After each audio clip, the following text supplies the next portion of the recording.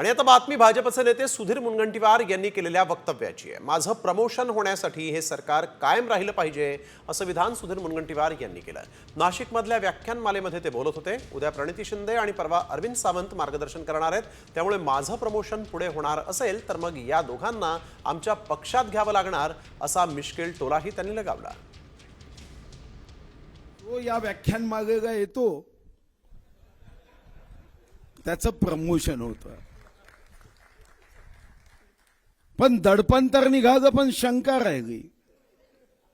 शंका यासाठी राहिली की प्रमोशन व्हायचं असेल तर सरकार कायम राहिलं पाहिजे आणि माझं सरकार कायम राहिलं पाहिजे हे जेवढं खरं आहे तेवढेच उद्याच्या वक्त्याचं आणि परवाच्या वक्त्याचं नाव बघितल्यावर भीती निर्माण झाली की जर मला प्रमोशन व्हायचं तर मला सरकार कायम ठेवावं लागेल आणि जो जो येतो त्याला प्रमोशन द्यायचं असेल तर या दोघांना पक्षात घ्यावं लागेल।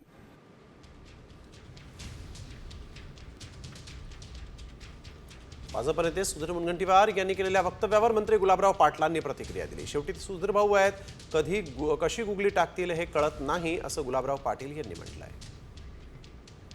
ते मला माहित नाही, शेवटी ते सुधीर भाऊ आहेत, ते काय बोलतात आणि कशी गुगली टाकतात हा कोणालाही गोष्टी कळत नाही।